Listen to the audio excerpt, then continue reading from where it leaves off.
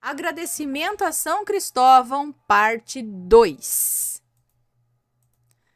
Ela está pedindo aqui para eu contar. Então vamos lá.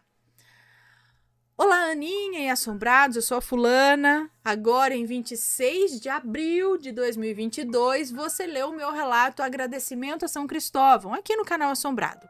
Relatei um pouco dos meus perrengues em não ter a CNH japonesa e vi nos comentários muitos brasileiros que passaram ou passam pelo mesmo processo e entendem a dificuldade pela qual eu passei aqui no Japão. Quero agradecer aos assombrados pela empatia e por não me julgar. Afinal, se a gente parar para pensar, o sobrenatural dessa história está na minha fé. Graças a Deus, nesse relato não tem demônios e nem seres bizarros que estamos acostumados a ouvir. O sobrenatural também é relacionado a graças e creio eu que no canal devemos sempre ter esse balanço de energias para se ter um equilíbrio. Agora, sem mais delongas, vamos ao relato. Creio que você, Aninha, deve saber quem eu sou. Pedi para você ler o meu relato enquanto eu esperava no Menkyu Center. Eu não sei como fala, mas é tipo o Detran do Japão. Eu pedi para você ler o meu relato enquanto eu esperava no Detran o resultado da minha prova. Já havia escrito o meu relato e enviado ao e-mail do canal, mas estava preocupada se você o leria a tempo. Mas quando eu pedi para você ler, você já estava na live de membros e fiquei preocupada com o meu resultado ser mais um negativo. Minha prova prática de direção na rua foi por volta das 10h15, 10h30 da manhã e estava uma pilha aguardando o resultado, que só sairia 1h da tarde. Creio que você pode imaginar o tamanho do meu desespero e impaciência naquele momento. Mas, se voltei aqui para atualizá-los do resultado, creio que vocês já devem ter percebido que sim, eu fui aprovada. Agora sim estou habilitada e essa habilitação vai ajudar muito a minha família e a mim. Vocês não imaginam o quanto. Parabéns! Venho por meio desse relato, então, agradecer a São Cristóvão mais uma vez por sua intercessão perante a Deus, Jesus e Maria, pela graça alcançada e dessa vez, mais que depressa, cumprindo com a minha palavra em enviar a atualização do meu processo. Finalmente habilitada. Gratidão a São Cristóvão.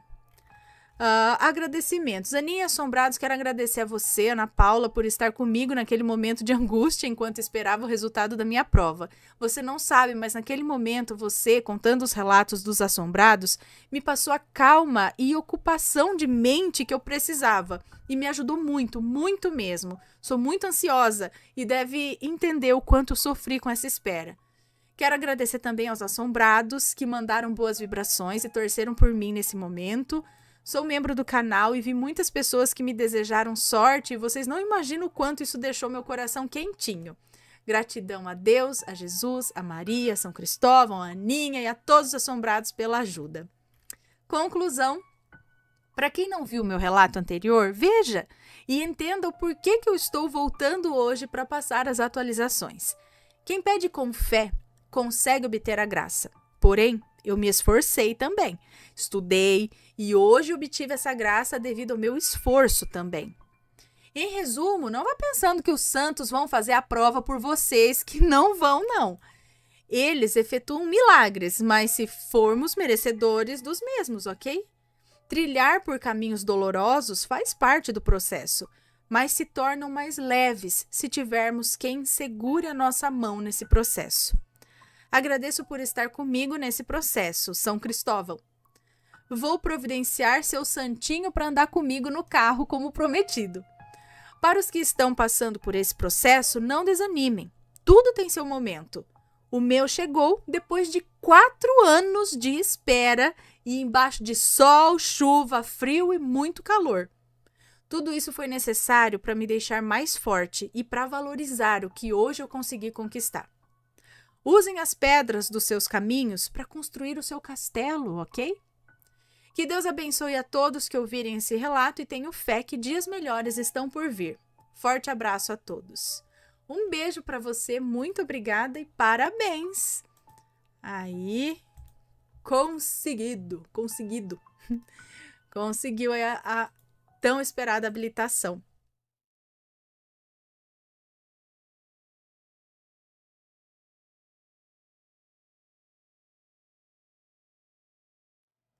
Aí.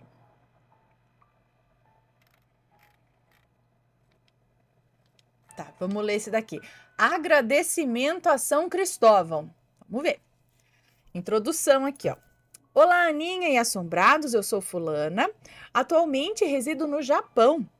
Para contextualizar o relato, tenho que voltar alguns anos atrás.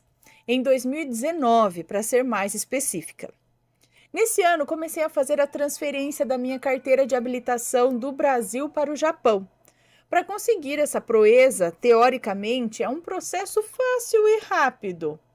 Teria que fazer uma prova de 10 questões de legislação, a qual passei de primeira, e fazer a prova prática de direção dentro do Detran daqui.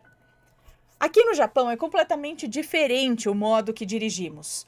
Tudo é o contrário do que nós ocidentais estamos acostumados. Durante esse processo, eu estava grávida e tinha acabado de passar por uma grave doença que poderia ter me levado a óbito. Em resumo, gravidez e teste prático de direção não combinam. Eu estava no final gestacional do meu caçula e, devido à minha última reprovação, eu fiquei chorando por 2 dias e com a pressão nas alturas, me sentindo um cocozinho. Com isso, meu marido e eu optamos por... Ai, que susto! Com isso, meu marido e eu optamos por abortar momentaneamente a missão habilitação. Porém, minha habilitação brasileira venceu e o método mais fácil agora não era mais uma opção. Agora vamos ao relato. Pagando promessa São Cristóvão. Aqui no Japão, ter carteira de habilitação não é luxo, e sim necessidade. Eu tenho 2 filhos, um de 8 anos e outro de 2 aninhos. Durante a pandemia, sofremos um pouco por não ter automóvel. Geralmente, o meu marido e eu colocamos as crianças nas cadeirinhas próprias para a bicicleta e enfrentamos o mundo por aqui com as nossas magrelas. Porém, um dia, meu filho caçula estava com febre e o levei até a clínica pediátrica para ser atendido. Devido a ele estar com febre, não permitiram a entrada dele no local e, adivinhem, tivemos que aguardar do lado de fora em um dia de inverno com um frio de -2 graus por cerca de 15 minutos, mesmo relatando que não tínhamos um automóvel para esperar dentro do carro, sabe? Depois arrumaram uma salinha lá no fundo da clínica que teria que ficar com a porta aberta devido à pandemia. Enfim, esse foi um dos motivos para eu tentar ter a carteira de motorista japonesa. Lembrando que a minha habilitação brasileira venceu e teria que tirar assim do zero. Para isso acontecer, os passos aumentam. Agora eu teria que, primeiro, fazer uma prova com 50 questões, tipo legislação. E nessa prova eu passei de primeira também e evoluí rápido para a próxima etapa. Segunda coisa a se fazer é o teste prático de direção dentro da pista do Detran japonês. Essa fase é muito mais é muito mais complexa porque tudo tem que ser do jeito que eles consideram correto. Se você faz uma revisão, se você faz uma revisão Kakukin, o que é isso? Se você faz uma revisão fora do tempo que eles consideram o certo, você perde uma pontuação gigantesca. E geralmente eles pedem para voltar para a garagem antes de terminar todo o percurso. Fora que você tem que aprender 3 percursos diferentes e cada um tem entradas e etapas diferentes, que são elas: passar por uma rua em forma de L, outra em formato de S, parada obrigatória, passar pela linha do trem, rampa e, finalmente, voltar à garagem. E aí é que entra São Cristóvão na jogada. Depois de ter sido reprovada por 2 vezes, comecei a duvidar se eu realmente sabia dirigir. Afinal, no Brasil eu tinha carteira também e passei na segunda tentativa. E por que que aqui eu não estava conseguindo? Creio que muitos brasileiros que moram aqui já passaram pela mesma situação que eu. Eu me considero católica. Fiz uma pesquisa na internet de qual seria o nome do santo protetor dos motoristas e me deparei com São Cristóvão, santo dos caminhoneiros e dos motoristas. Fiz a oração que encontrei na internet para o dia da minha prova e pedi que ele intercedesse por mim perante Deus, Jesus e Nossa Senhora, prometendo que assim que eu obtivesse essa graça, eu contaria o meu relato ao canal Assombrado e que andaria sempre com um santinho dele dentro do carro. E vejam só, não é que eu passei? Ufa! Mais uma etapa suada concluída com sucesso. Então eu foquei no próximo passo. Terceiro passo, curso de primeiros socorros. Isso eu acho que todo mundo tinha que ter aqui no Brasil também. Curso de primeiros socorros. Essa etapa é mais tranquila, é só assistir uma palestra e entrega um certificado. Não, eu acho que tinha que ter prova prática.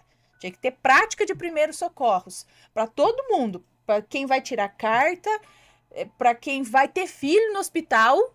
Tinha que sair de lá do hospital antes de ir para casa, ou depois, assim, tipo, vamos marcar, você não marca o dia do teste do pezinho, que você vai lá depois fazer o teste, marca o dia do curso para pais e mães e cuidadores fazerem curso de primeiros socorros prático também, teoria e prática. E também para professores de professor geral e tudo mais. Todo mundo tinha que ter. Tem uma Maria Fedida aqui em cima. Eu tô torcendo para não cair em mim. É desse tamanho, ó. Continuando. Quarta coisa a se fazer. Prova de 100 questões de legislação. Mas, de novo, como essa etapa é mais teórica, foquei nos estudos e pedi mais uma vez a intercessão de São Cristóvão, dizendo que contaria os feitos do santo todos de uma vez no final do meu processo de habilitação. E passei de primeira mais uma vez. Quinta coisa a se fazer era a prova de rua. Chegamos agora na fase mais difícil nessa jornada de quem quer tirar a CNH japonesa do zero. O temido teste de rua. Lembram que eu disse na segunda etapa do processo que iria enviar o relato para o canal assim que passasse naquele processo? Então, eu ainda não tinha enviado. Na terceira etapa, eu disse que assim que passasse no simulado de 100 questões, eu enviaria. E até agora, nada de enviar o relato. Eu já fiz por 2 vezes essa prova e nada de habilitação. Creio que seja pelo débito com o santo, visto que os policiais que me avaliaram chegam a dizer que eu dirijo bem e no final sempre me reprovam por coisas pequenas que não me permitem ter a tão sonhada CNH japonesa. Agora estou aqui para pedir perdão a São Cristóvão pela demora no cumprimento da minha promessa e afirmar que assim que eu conseguir passar nessa prova de direção, eu volto com atualizações, ok? Conclusão. Sempre devemos cumprir com o prometido inicial com o santo. Pode ser por esse motivo que ainda não consegui passar na prova de rua, ou porque eu seja ruim mesmo na direção. Tentei postergar um pouco o envio do relato para juntar todas as etapas em um só relato e não ficar tão cansativo e repetitivo para economizar a sua leitura e os ouvidos dos assombrados. Mas eu acho que São Cristóvão quer que eu cumpra logo com o combinado inicial. Então cá estou, agradecendo por toda a ajuda e tranquilidade que me foi passada durante todas as etapas em cima citadas. Gratidão, São Cristóvão, por sua intercessão por mim, junto ao Pai, Filho e Mãe de Jesus. PS, Aninha, peço desculpas pelo textão, mas acho válido aos assombrados conhecer um pouco de nossos perrengues internacionais. Geralmente as pessoas pensam que quem mora no exterior é só maravilhas, mas não! Somos pessoas e passamos por dias ruins como todo ser humano normal. Mas uma mensagem importante que deixo para vocês refletirem é que há dias bons e ruins. O melhor é que Deus está presente em ambos. Cláudio Martins. É isso? Quem falou essa palavra? Essa frase? Ah, ok. Bom, então estamos aqui torcendo pela sua CNH, tá? Depois venha com atualizações aí, pelo menos, né? Diga, consegui, ou, né? E sim, São Cristóvão é o padroeiro dos motoristas, não é? Porque eu lembro que quando eu morava em Laranjal, eu não sei quando que é o dia de São Cristóvão, mas eu sei que tinha, não sei se na cidade de vocês tem, mas uma procissão de carros. Então a galera, cada um entrava no seu carro, ia ia fazer uma procissão de carro mesmo, ia andando com o carro e o padre passava abençoando os carros. Eu não sei se botava santinho do de São Cristóvão no carro, alguma coisa assim. E eu sei que acho que, né, jogava água benta assim e fazia oração para proteger e tudo mais. Eu lembro disso, mas não sei quando que é. Buzinando também, né? São Cristóvão. São Cristóvão. São Cristóvão. Quem que é São Cristóvão? São Cristóvão. Eu tô tentando lembrar da imagem dele. São Cristóvão. Ah, sim! Nossa, mas é muito conhecida a imagem dele.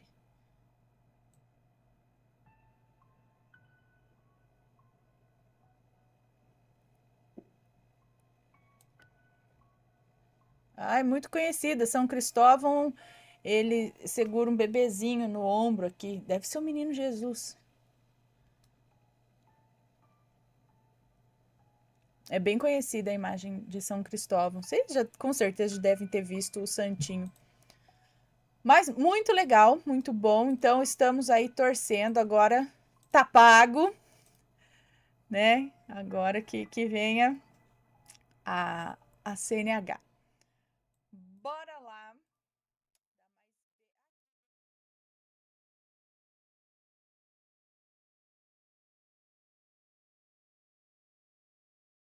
A senhora na minha rede. É uma moça. Certa vez, quando ainda era ateia, estava mais uma vez num estava mais uma vez num evangelho no lar, na casa dos meus pais. Eu estava cética, como sempre. Minha irmã lendo uma das passagens do evangelho segundo o espiritismo, e eu estava lá, tranquila, olhando para o lado de fora da casa. Tranquila estava, tranquila permaneci. De repente, eu vi uma pessoa passando do lado de fora. Era uma mulher de branco, mas não consegui ver mais do que isso. Enfim, eu ainda tive a audácia de pensar: enquanto não falar comigo, tá tranquilo. Me digam, pra que pensar isso? Fui deitar na minha rede aquela noite, eu ainda morava com a minha família, e na penumbra do quarto eu vi uma senhora sentada ao meu lado na rede. Ela começou a falar comigo, como se me conhecesse, e eu falando com ela como se fosse a minha avó. Mas não era minha avó. A minha avó não tinha nada a ver com ela. Aí eu estranhei. E falei: mas a senhora não é a minha avó? Quem é você? Ana, a mulher retorceu o rosto e assustadoramente me perguntou: agora você acredita?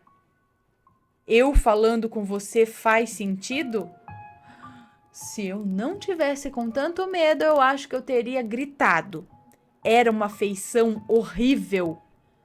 Ficou a lição para mim. Não desafie sua mediunidade. Depois descobri essa senhora. Na verdade, era uma de minhas senhoras pombagiras, que não direi o nome aqui. Mas tenha certeza, aquela noite nunca saiu da minha mente. E pessoal, não brinque com essas coisas não. Respeita sempre, tá? Senão vocês vão depois ter uma experiência um pouquinho assustadora. Pelo que eu vejo aqui.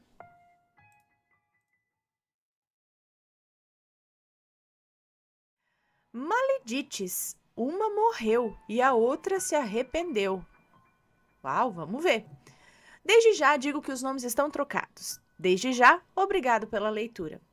Já enviei alguns relatos e todos foram lidos. Muito obrigado pela atenção. Eu sou o Aprendiz. Codinome para ser identificado facilmente pelos assombrados. tal como o senhor Coveirito e Fulanesto. Essa história é sobre peraí, os nomes estão trocados? Ele já falou? Tá tudo trocado, porque às vezes a pessoa só vai trocar depois de um tempo, então. Essa história é sobre Mara e duas mulheres que atacaram ela e seus filhos. Atualmente, todas as mulheres já são falecidas. Ok. Então, capítulo 1. As três. Mara era conhecida por sua alegria e educação. Adorava ajudar os outros, independente de quem fosse. Ajudava como dava. Tirava do pouco que tinha para dar aos outros, e isso se espalhou para todos os seus filhos e filhas. Ela morava na rua mais famosa da cidade, conhecida como Rua dos 13, porque havia 13 casas na rua. 7 casas de um lado e 6 do outro. E Mara morava na casa da frente da primeira Maledite e do lado da segunda Maledite. Para não misturar as duas mulheres, chamarei uma de Catarina e outra de Maledite. Catarina era a que morava na frente da casa de Mara. Era uma senhora alta, de cabelos vermelhos e extravagantes, que adorava crianças. Dava balas, bolo, biscoito, dinheiro, enfim. Era uma senhora que quem via de longe pensava que era uma santa. Mas se ela se desentendia com alguém, pode apostar que ela faria a vida da pessoa um inferno. Se dizia uma seguidora fiel de Deus e uma católica fervorosa. Maledite morava do lado da casa de Mara. Havia se mudado recentemente para lá. Não conhecia muita gente. Era casada e tinha 2 filhos, um menino de 10 anos e uma recém-nascida. E essa recém-nascida vai ser uma chave importante nessa história. Capítulo 2. O começo da rivalidade. Mara e Catarina não eram amigas antes, mas sempre que dava, Mara pedia para um de seus filhos dormirem com Catarina, pois a senhora morava sozinha e às vezes tinha ataques de epilepsia. A filha de Catarina, Carmen, que pedia para Mara cuidar da mãe dela, já que elas sim eram grandes amigas. E foi assim aquela noite. 2 filhos de Mara foram dormir na casa de Catarina. Eu, o narrador dessa história, era uma dessas crianças. E apesar de ser muita loucura deixar 2 crianças cuidando de uma senhora, nada nunca aconteceu e também era só atravessar a rua se caso acontecesse. As 2 crianças se divertiram muito com aquela senhora. Viram a missa, assistiram desenhos, comeram bastante e brincaram com a cachorrinha da senhora. Mas tudo isso mudaria uma semana depois, quando Catarina acusou as crianças de roubarem dinheiro. Catarina foi à casa de Mara, bateu a porta e disse: "Seus filhos me roubaram." "O que a senhora está falando?" perguntou Mara sem entender. "Do que a senhora está falando?" né? E ela disse: "Você mandou, não foi, sua vagabunda? Você mandou os seus 2 miseráveis roubar o meu dinheiro." E Mara apenas respondeu: "Olha, é melhor a senhora ir para sua casa." E a Catarina continuou: "Você, ladrona, ladrona, você roubou, você e seus filhos." Catarina passaria a chamar Mara de ladrona pelo resto da vida. E sim, ela chamava de ladrona mesmo, não de ladra, tá? E não deixaria a mulher em paz. Bom, Catarina passou a rogar pragas e maldições contra Mara e ficava todo dia na janela de sua casa resmungando. Capítulo 3. A união das Maledites. Maledite havia se mudado para casa recentemente e precisava de um emprego. Carmen, filha de Catarina, soube da procura da moça por trabalho e sugeriu a ela trabalhar de cuidadora e doméstica, ajudando Catarina nos deveres de casa, nos remédios, lavando roupas e coisas do tipo. A mulher aceitou e foi ali que o pacto das 2 Maledites se formou. Carmen foi à casa de Mara pedir desculpas pelo que sua mãe havia dito. Disse que achou o dinheiro da mãe, R$ 250 embaixo da poltrona da senhora. Ela disse que procurou pela casa toda porque sabia que a mãe era um pouco maluca e vivia tendo crises de alucinações. Carmen disse que já havia sido acusada por ela também. Mara, então, aceitou as desculpas, mas disse que se afastaria de Catarina e não deixaria os seus filhos perto da casa daquela mulher. Com o passar dos dias, as duas maledites foram se juntando contra Mara e viviam falando mal da mulher. Falavam dos filhos, da casa simples. Um dos filhos de Mara estava passando na frente da casa de Catarina com sua bicicleta. As crianças da rua tentavam passar por cima do meio-fio da calçada e era a vez dele. E a mulher estava na porta conversando quando, de repente, Catarina deu um tapa na cara do rapaz e sua unha fez um corte no pescoço dele. Por sorte, ele não caiu da bicicleta e foi correndo falar com sua mãe. Mara disse: agora você foi longe demais. Da próxima vez que atacar um dos meus filhos, vai ser comigo. Ela gritou isso para todo mundo da rua ouvir e deixou as duas maledites sem graça. Catarina entrou para casa e foi para sua janela, que era gradeada, e começou a xingar a Mara, que nem cachorro, né, quando fica valente atrás da grade. Ladrona, vagabunda, ladrona, sua ladrona, prostituta.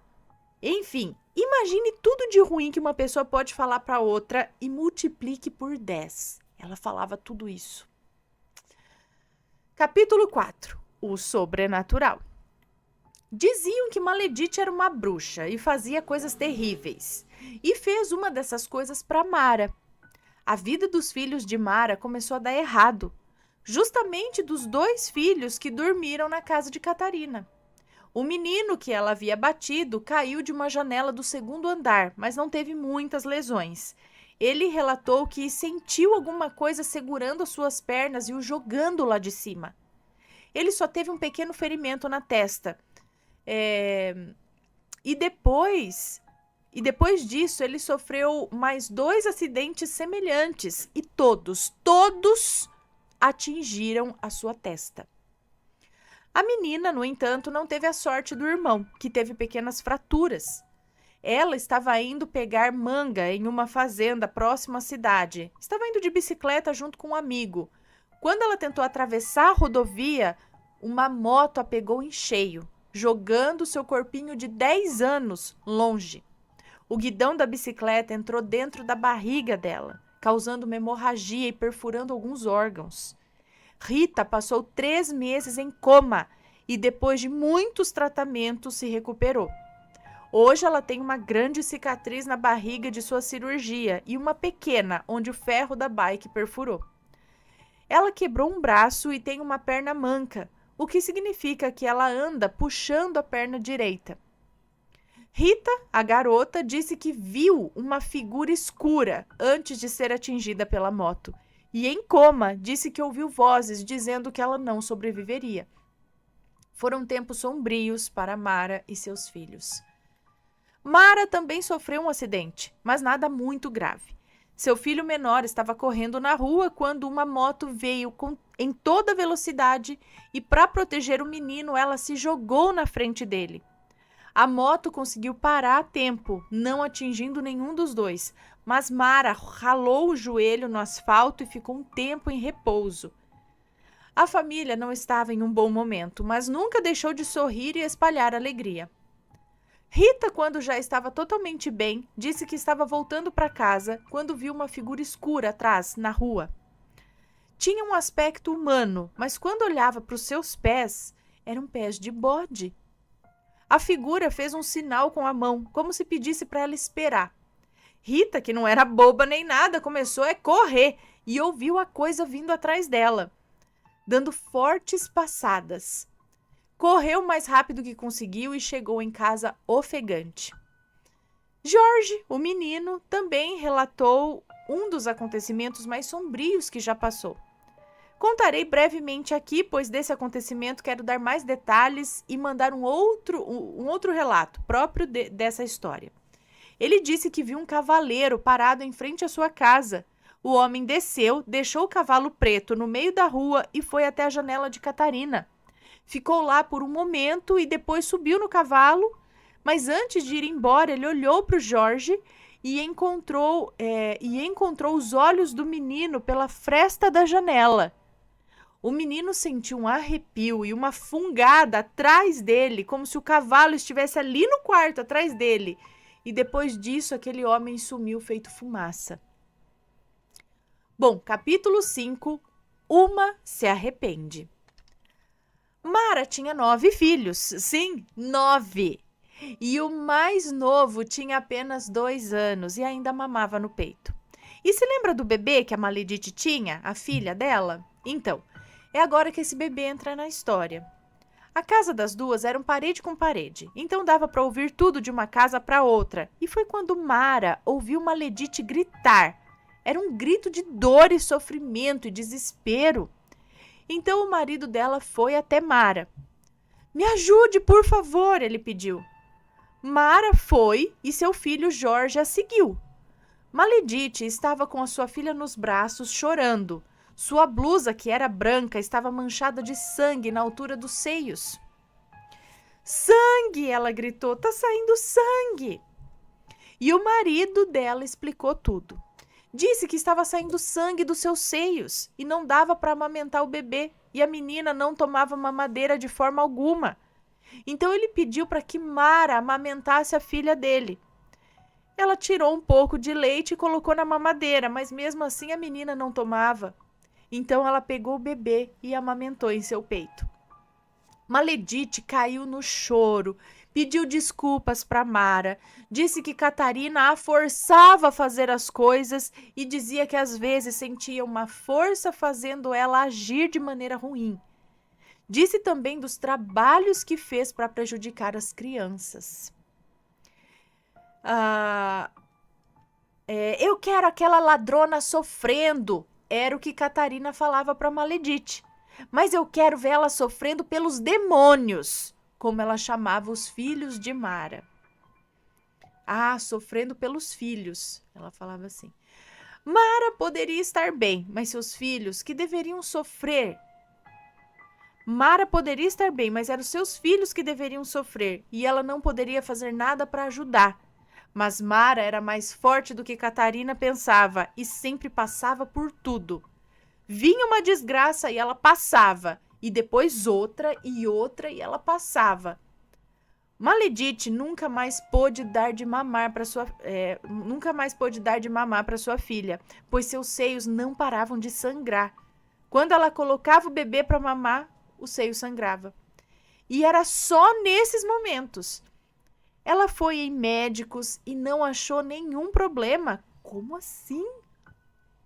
Era de ordem espiritual mesmo. Estava pagando pelos pecados cometidos. Depois de um tempo, ela e sua família se mudaram e nunca mais ouviu-se falar nela, a não ser de sua morte, alguns anos depois.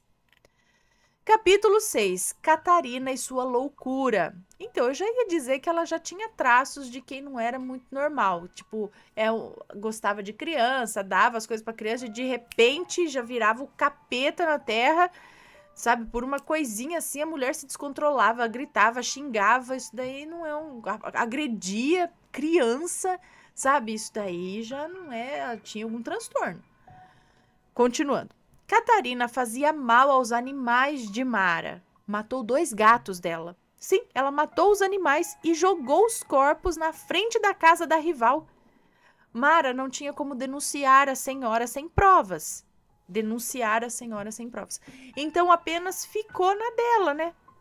Carmen, filha de Catarina, ainda ia visitar a amiga quando ia na casa da mãe. Ela morava em um sítio perto da cidade, sabe? Preferia a natureza. Deixa eu só ajeitar aqui. Voltando. Onde estou? Aqui. Preferia a natureza. Mas depois que a Maledite foi embora, não tinha mais ninguém para ficar com a sua mãe, porque ela não era bem vista na cidade. Ninguém gostava da mulher, porque depois de Mara, ela começou a acusar todo mundo de roubar suas coisas. Ela tinha apenas uma amiga, que morava ao lado de sua casa. Na casa dela tinha um beco e nesse beco tinha uma janela. Essa janela dava para a sala da casa da dona Dalva, a amiga da Catarina. Era assim que ela ia visitar a amiga quando dava, pois ela era ainda mais velha que Catarina. Então Carmen tomou a difícil decisão de ir morar com a sua mãe. Elas duas brigavam muito e Catarina começou a falar para todo mundo que sua filha batia nela e não deixava ela sair de casa. A senhora ficava na janela chorando, gritando, pedindo socorro. E vendo de fora, realmente parecia que ela estava sendo maltratada. Mas Carmen saía de casa e deixava a porta aberta sem problema algum. Deixava a chave com a mãe, ou seja, Catarina estava ficando louca. À noite podia-se ouvir os gritos dela, os pedidos de socorro. Ela chamava a polícia, mas nada era feito porque nada de mal estava sendo feito a ela. E como era cidade pequena, não daria para dar o suporte necessário para ela, como um asilo ou uma ajuda especial. Teria que ser levada para outra cidade, e isso Carmen não queria. Capítulo 7. Fogo. Fogo por todo lado. Um dia, Catarina estava fazendo o seu café da manhã e ligou a boca do fogão e deixou ligada por um tempo. Até que quando ela achou o isqueiro e acendeu o fogo, houve uma grande explosão. Por sorte, Carmen estava em casa e socorreu a mãe, que não teve nenhuma lesão, apenas teve o cabelo queimado, mas não pegou fogo. As chamas apenas pegaram no cabelo dela e queimaram. Ela foi levada para o hospital, ficou um tempo lá, e por esse tempo Mara teve sossego e pôde sair na rua sem ser xingada pela rival. O tempo foi passando e Catarina se recuperou, mas foi ficando cada dia mais atormentada. Dizia que via vultos e que via ratos mortos em sua cama, embaixo de sua poltrona. Dizia que via seres em cima do seu guarda-roupas. Catarina começou a pagar por tudo de ruim que fez a Mara, mas o que ela mais relatava era que a casa dela estava pegando fogo. Ela vivia saindo na rua e gritava: "Fogo! Fogo por todo lado! Fogo!" Mara e seus filhos iam para fora para ver, mas nada estava acontecendo. E ela saía quase todo dia dizendo isso. Às vezes até falava que ela mesma estava em chamas. Depois de ter brigado com a mãe, Carmen foi embora de vez. Disse que a mãe não merecia a sua ajuda, nem o seu amor. Não merecia nada de bom. Ela passou a última noite antes de voltar para a fazenda na casa de Mara e relatou tudo que a mãe falava e fazia. Ela que disse que Catarina havia matado os gatos de Mara. Disse que a mãe falava sozinha e na hora da missa ficava em frente à TV falando com o padre, como se estivesse tendo uma conversa com ele. Capítulo 8. A ajuda chegou tarde. Catarina se isolou do resto do mundo. Não ficava mais sentada na cadeira à frente de sua casa ou na janela. Era vista raramente. Sua amiga, que relatei antes que a ajudava, havia falecido e ela não tinha mais ninguém. Estava sozinha no mundo. Até que um dia a janela de sua casa estava aberta e uma moça passou pela calçada e viu Catarina no chão. Ela chamou Jorge, o filho de Mara, para ver também. Ele foi e viu. A mulher estava de uma forma estranha no chão. Suas pernas estavam retorcidas e seus braços também. Ela estava toda arranhada e saía sangue de sua cabeça. No começo, a moça e Jorge pensaram que ela só tinha tido mais um ataque de epilepsia, que ela tinha bastante, né? E era sempre encontrada desmaiada na sala de casa. Jorge chamou sua mãe e ela ligou para Carmen. Mais tarde, descobriram que quem causou aqueles arranhões foi ela própria. E a casa dela estava toda revirada, como se ela tivesse tido uma luta corporal com alguém. Mas fizeram a perícia e no fim disseram que ninguém invadiu a casa dela. E ela morreu sozinha. Catarina nunca pediu desculpas para Mara. Nunca a tratou bem depois do dia que a acusou de roubo. No fim de tudo, quase ninguém foi ao velório dela. Sua casa ficou para Carmen, que reformou e se mudou para lá. E ela relata que às vezes houve coisas se quebrando na casa, mas quando vai averiguar, nada mudou. Ela diz que a impressão da mãe ficou na casa. Tudo que ela fez antes de morrer fica se repetindo, sempre no mesmo horário. Epílogo. Olha que chique. Epílogo. Mara foi a última das 3 a falecer, mas só muitos anos depois.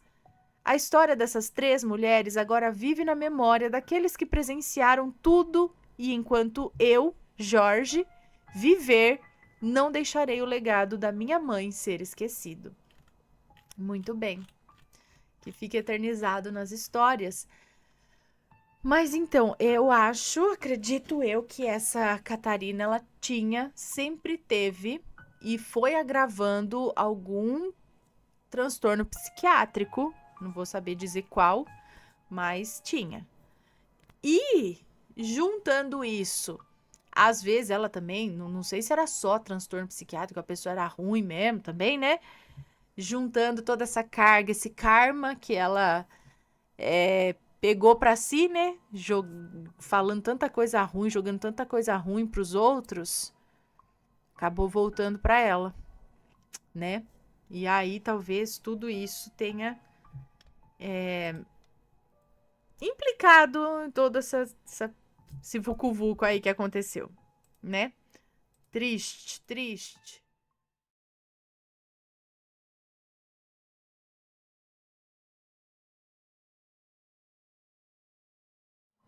Vamos ver este daqui.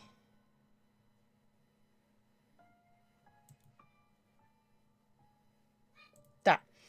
Será que era algo sobrenatural? Bom, Ana, me chamo Fulana. O que irei relatar aqui aconteceu com a minha mãe. Os nomes envolvidos serão fictícios. Bom, Ana, queria primeiro te agradecer por estar lendo o relato que te enviei e logo estarei enviando mais, porque na minha família acontece várias coisas sobrenaturais. Vou começar o relato então. Bom, Tá, meu nome é Fulana, moro em Goiás e o que irei relatar ocorreu em 2016. Aconteceu algo comigo. Na minha casa, os meus filhos, Priscila, de 12 anos, e João, de 2 anos, foram dormir. Bom, meu quarto ficava de frente com o quarto dos meus filhos. Como eles foram dormir, resolvi deitar para dormir também. Apaguei a luz do meu quarto e me deitei junto ao meu marido. Certa hora acordei com uma sensação ruim, sabe? Olhei na direção do quarto dos meus filhos e vi muitas roupas sobre o chão da porta. Muitas roupas, acho que espalhadas pelo chão ali na porta do quarto. Sabe, Ana, aquele montinho que a gente faz quando sai recolhendo as roupas sujas da casa? Então, e ali uma peça me chamou a atenção, que era uma calça jeans. Que era uma calça jeans para a qual fiquei olhando e me assustei, pois as pernas da calça começaram a se mexer como se tivesse alguém dentro da calça dançando. Mas eu não via, mas não havia ninguém, né? Era só a calça ali, como se tivesse alguém dentro dela. Quando fiz um gesto para me levantar, para ir até o quarto dos meus filhos, meu marido segurou minhas pernas. Não, meu marido segurou minha mão enquanto dormia, tentando falar algo que eu não entendia. Eu não entendia uma palavra do que ele dizia, saía tudo enrolado. Olhei novamente para o quarto e senti que tinha algo ruim ali com os meus filhos. Com muita dificuldade, me livrei do meu esposo e corri. Acendi a luz, mas a única coisa que tinha ali era aquela sensação horrível. Não tinha nem roupa no chão, nada. Bom, Ana, esse foi o relato da minha mãe. Logo estarei enviando outros, ok? Ana, você é minha companhia quando estou triste, feliz, sozinha. Eu sempre... Eu comecei a ouvir seus relatos em 2019. Mostrei para minha mãe, que também é fã do seu canal. Ana, queria poder dizer tudo que já passou na minha tudo que já se passou na minha família, mas é muita coisa. Eu e minha mãe temos uma ligação muito forte em questão a esse assunto sobrenatural e amamos esse tipo de assunto. Às vezes acontece muita coisa com a minha mãe, ela sempre está me contando, mas comigo, infelizmente, não aconteceu nada. Mas tô aqui torcendo para acontecer. Ai, meu Deus. Ana, eu sou uma pessoa estranha. Eu não sei dizer se estranha é a palavra certa, mas eu gosto de ir no cemitério, sei lá, é um lugar de paz. Eu gosto de ver as fotos e a data de quando a pessoa faleceu. Eu também. Bom, Ana, fico por aqui. Logo estarei enviando mais relatos para você e para os assombrados. Beijos para você, para os pets. Deus abençoe sua família, seus filhos e seu marido. Fui, até mais ver, Aninha. Um beijo para você, muito obrigada. E o que será que era esse lance da calça? E depois você não perguntou pro seu marido por que ele segurou a mão, se ele lembrou? Será que ele também estava vendo, só que ele estava no astral? E aí, quando ele viu que você ia se aproximar, ele tentou voltar e te segurar? Sei lá, por isso que ele ficou meio vai, não vai?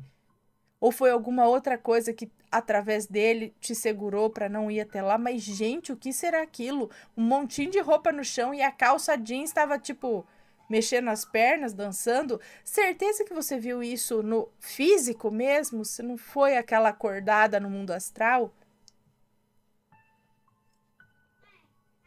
Mas ela conseguiu desprender a mão do marido. Ela foi, acendeu a luz e aí não tinha nada. Só a sensação. E depois chegou lá. Ah, você vai pegar seu telefone?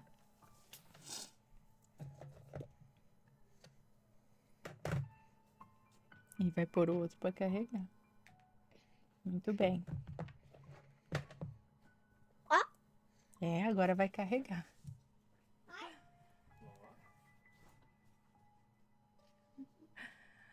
Ai, ai.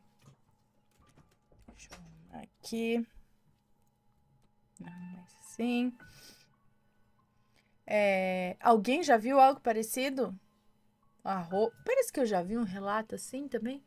Será que era alguma magia que... Mas e aí? Depois nada aconteceu com as crianças?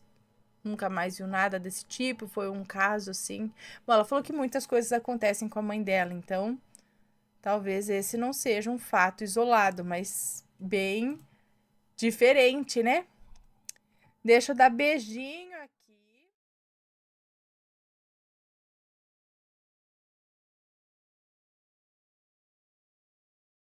Olá, assombrados! Eu sou a Ana Paula e vou contar um relato para vocês. Um anjo natalino.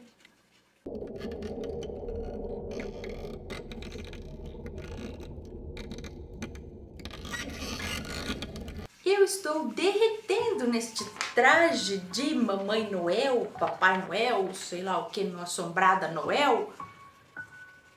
Tô fechada, hoje eu tô na sala para ficar na frente da árvore de Natal para vocês. Ih, tá calor pra caramba, não posso ligar o ventilador porque senão o som interfere na câmera, tá tudo fechado, tá um calor do caramba. E eu estou com esse gorrinho aqui para dar um clima de Natal para vocês, mas sabe que eu estou suando por baixo. Vamos ao relato. A moça que nos conta esse relato é americana. Olha que chique. Mas hoje ela mora no Brasil. É que a mãe dela é americana. Ela também. E há 6 anos atrás ela morava lá nos Estados Unidos. Morava em Ohio. E era uma cidadezinha bem do interior, bem pacata, bem monótona. Então quando ela tinha 11 anos, ela disse que era filha única e era uma menina muito mimada. Então, tudo que ela queria, ela tinha e todo mundo queria dar, agradar e tal. E nessa época do ano lá é muito frio, muito, muito frio. E lá eles levam o Natal bem a sério, sabe? É uma super comemoração, mais do que aqui. E um dia o pai dela perguntou o que ela queria de Natal. E ela, abusando da bondade dos pais, porque era mimada e tal, ela pediu um presente que era bem caro. Mas os pais disseram que não ia dar pra dar esse presente, porque era muito caro e eles não tinham condições. E ela ficou brava. Ficou muito brava que ela não ia ter o presente que ela queria. E começou a bater o pé, blá blá blá blá blá. E batia o pé e xingava e tal. Aí os pais dela deixaram ela na casa da avó, porque eles saíram pra comprar as últimas coisas pra ceia de Natal. Então, como ela estava muito nervosa, porque ela não ia ganhar o presente que ela queria, ela pediu pra avó se ela podia dar uma volta no parque, perto da casa dela.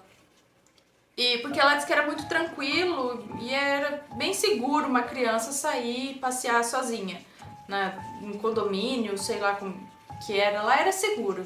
E a avó deixou ela dar uma volta no parque para espairecer um pouco e ver se baixava o nervosismo ou a birra. E ela colocou o agasalho e saiu. Disse que não tinha uma viva alma na rua, não tinha ninguém. Mas mesmo assim ela ficou lá, sentou sozinha e ficou lá pensando na vida. Quando lá no fundo do parque ela viu surgir uma garotinha de aproximadamente uns 8 anos. E ela lembra que a menina usava um vestido cor-de-rosa com listras brancas e estava descalça, o que ela achou muito estranho. Com aquele frio, a menina de vestido e descalça. Daí ela perguntou se a menina não estava com frio. E a menina respondeu com um tom de voz muito suave que ela estava com frio sim, mas que ela já tinha se acostumado.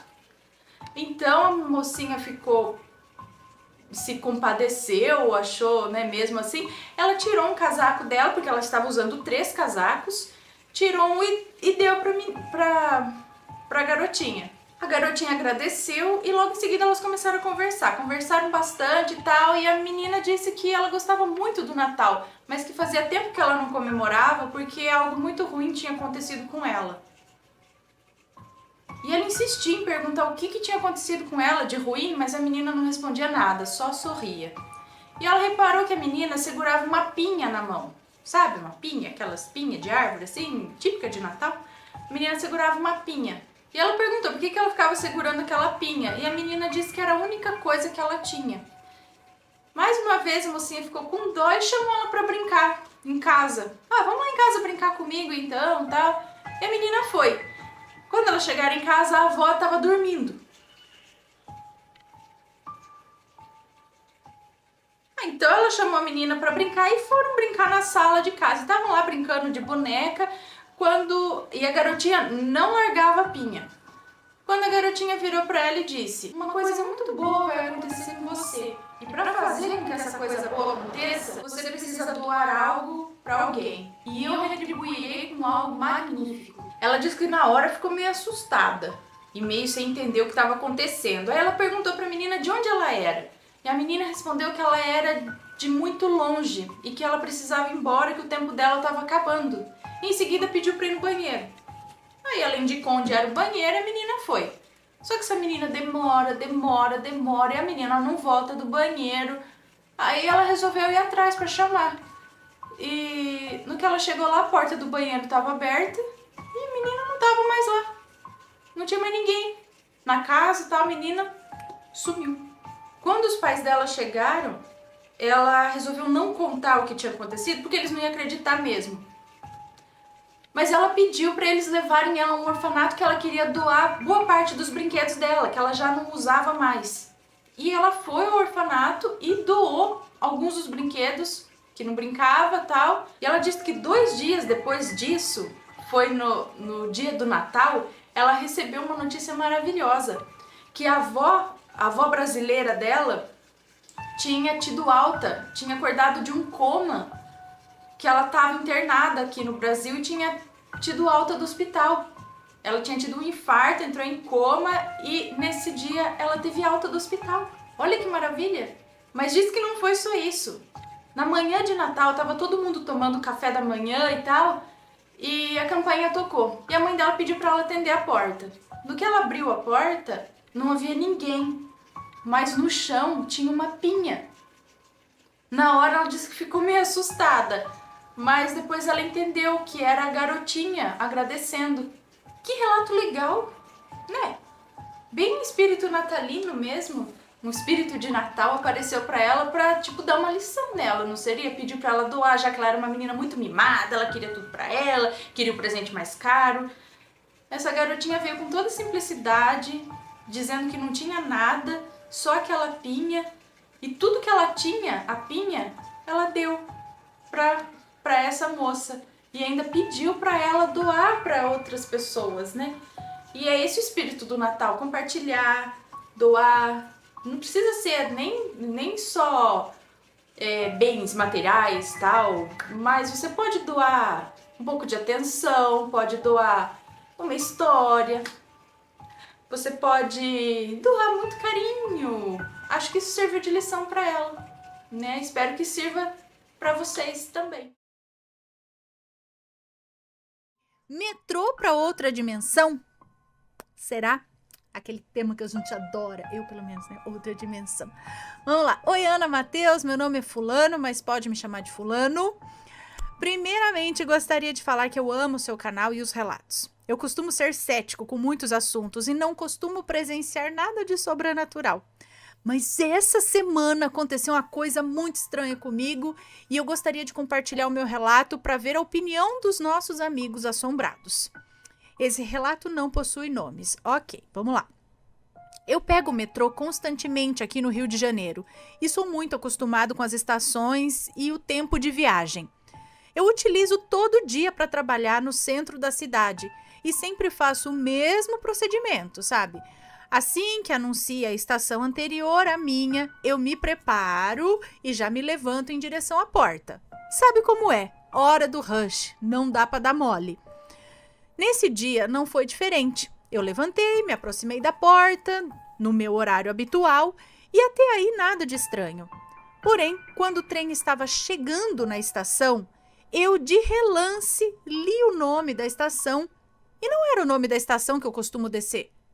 O nome que eu tinha lido era de uma estação da região sul da cidade, não muito longe dali, mas simplesmente eu não deveria passar por ela. Como eu olhei rapidamente com o metrô em movimento, eu achei que pudesse estar com sono, que eu pudesse ter visto errado, afinal era visualmente a estação que eu costumo descer. Mesma arquitetura, nada parecia estar diferente. Eu tinha tanta certeza que eu estava na minha estação que eu desci normalmente. Aí que as coisas estranhas começaram logo a surgir. Só eu desci do metrô. No centro da cidade, dia útil, horário de pico. Só eu desci? Tá, né? Ok, pode acontecer, eu pensei. Mas aí me deu um estalo. Poderia ter descido apenas eu, mas e o resto da estação? Cadê todo mundo? Não tinha ninguém ali, nem funcionários, nem passageiros. Lembrando que era horário de pico, hora do rush, é pra estar tudo assim, né? Em seguida, eu olhei para a parede e lá estava o nome da estação que eu achei ter lido errado. Estava escrito na parede. Aí eu pensei, gente, que é isso? Eu realmente tô na estação errada. Como assim? Ana, era muito esquisito. Eu conheço a outra estação e sei muito bem que não se parece em nada com a que eu estava. Aquela era a estação do centro, a que eu passo todo dia. Só que com outro nome. E sem pessoas, sem ninguém. Comecei a sentir calafrios. Eu não estava entendendo era nada. Minha primeira ação foi tentar pegar outra composição para voltar. Pegar outro trem, é isso? Para voltar. Ou para sair dali. Como eu costumo dizer, algo de errado não estava certo. Passou nem um minuto e chegou outro metrô. Entrei rapidamente. Ninguém desceu. E evidentemente só eu entrei. Poucos minutos depois eu cheguei no meu destino. Agora sim, com bastante gente, aquela muvuca usual e tudo mais. Para finalizar, Ana, eu realmente estou até hoje martelando com esse assunto na minha cabeça. Quando eu desci, em tese, na estação errada, o meu relógio apontava a hora normal que eu costumo chegar no centro. Naquele dia eu não estava atrasado nem adiantado. Então seria muito difícil eu chegar no mesmo horário em um lugar que ficava depois do que eu estava indo. Outra coisa é que quem conhece o metrô do Rio sabe que seria bem incomum uma estação completamente vazia na Zona Sul, em um horário de grande movimentação. Eu passei por ela dias depois e confirmei que não tinha nada a ver com a estação em que eu desci naquele dia. Na minha cabeça só faz sentido eu ter ido parar em alguma estação de outra dimensão, pois nada de diferente ocorreu antes ou depois disso. Eu não consigo achar uma explicação lógica para o ocorrido. Então é isso, Ana. Muito obrigada por ler meu relato. Espero que tenham entendido tudo. Um grande abraço para todos vocês e para os assombrados. Um beijo pra você, muito obrigada. Estranho, né? A estação, o nome, ele conhecia o nome da estação, ele sabia onde era, mas essa estação não parecia aquela que ele tava. Aquela que ele tava era a que ele costumava descer. Porém, tava com outro nome e sempre que ele descia era muita gente. Não tinha ninguém, só ele desceu ali. O que aconteceu, gente? É muito estranho mesmo. Já aconteceu algo parecido com vocês? Conta pra gente. Existem aí uns lapsos, umas falhas na Matrix? Existe. É um cruzamento aí de dimensões. Às vezes parece. Às vezes não, muitas vezes parece que sim, né? Com os relatos que a gente vê aqui.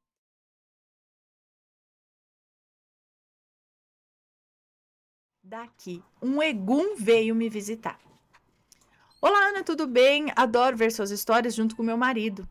Ana, eu não vou colocar nomes aqui, pode me chamar de fulana. E esse relato aconteceu comigo no dia de finados do ano passado, de 2022. Eu sou da Umbanda e nesse dia em específico nós tínhamos uma gira de Exu. Eu trabalho com uma pombagira cigana. Enfim, após isso levei uma amiga para casa após a gira, tarde da noite. E em específico, nesse mês, eu e meu marido estávamos separados. E eu tinha voltado para casa da minha mãe. Eu e meus gatos. Eu tenho 6 gatos. Mas naquele dia estava só com 3. Bom, naquele dia estava pesado para mim. Afinal, finados. E para nós, essas datas têm um peso maior. Devido à religião e nossa mediunidade. Eu cheguei em casa um pouco com dor de cabeça, deitei, meus gatos deitaram todos aos meus pés e dormiram. Eu estava acostumada a dormir com a TV ligada, pois estava sozinha no quarto e sou meio medrosa. Enfim, nessa noite, devido à dor de cabeça, decidi desligar a TV, pois a luz estava me atrapalhando. E minha costa está coçando. Desliguei a TV, coloquei o controle na guarda da cama, acima da minha cabeça e me cobri. E não me lembro a hora em que peguei no sono, pois parece que entrei meio que em transe. Eu não sei explicar. Eu sei que eu conseguia ver o meu quarto todo. Comecei a olhar no canto do meu guarda-roupas quando comecei a sentir um calafrio, como se tivesse algo ruim ali comigo. E isso foi me deixando cada vez mais aflita. Então decidi ligar a TV. Rápido. Então decidi ligar a TV e rapidamente peguei o controle, liguei e larguei o controle do meu lado, nas costas. É isso? Mas mesmo assim, com aquela luz que vinha da TV, não passou o medo. Só piorou. Ana, eu comecei a ver uma figura horrível no canto do meu guarda-roupas, que só de lembrar eu já tô toda arrepiada. Aquele ser era meio avermelhado e tinha dentes pontudos bem afiados e sorria. Era horrível. Ele tinha umas garras com umas unhas enormes. Quando o vi, fiquei gelada de medo e ele vinha em minha direção e eu paralisei com medo ali mesmo. Quando comecei a escutar palmas bem fortes na frente de casa. O meu quarto e a minha janela são de frente para a rua, então era bem nítido escutar. Nisso eu me acordei do dito transe, ou sei lá o que era aquilo, o que estava acontecendo, e então percebi que a minha TV estava desligada. Tomei um susto quando acordei. Lembra que lá em cima eu disse que tinha colocado a TV, o controle da TV do meu lado quando eu liguei? Pois é, Ana, fui até o mesmo lado e o controle não estava ali. Estava na guarda da cama do jeito que eu deixei quando fui dormir. Eu fiquei em choque, pois para mim eu não tinha dormido. Mas só que eu tinha. Isso bagunçou minha mente na hora, pois eu ainda escutava as palmas na frente de casa. Mas o ser que eu via não estava mais ali. Logo as palmas cessaram e eu liguei a TV e fiquei pensando o que tinha acontecido. Na outra semana fui até o meu pai de santo e pedi para que ele jogasse para mim, para ver o que tinha acontecido naquela noite e o que era aquele ser e as palmas que eu escutei. Eu já imaginava o que era, né? Mas o meu pai só confirmou. Era um Egum que veio atrás de mim e as palmas era a minha cigana afastando ele de dentro da minha casa. Ana, esqueci de mencionar que quando eu acordei, vi no meu celular e era quase 3 horas da manhã. Esse foi o meu relato, espero que tenha sido clara e que e que todos possam entender. Um beijo para você. Um beijo para você também, muito obrigada.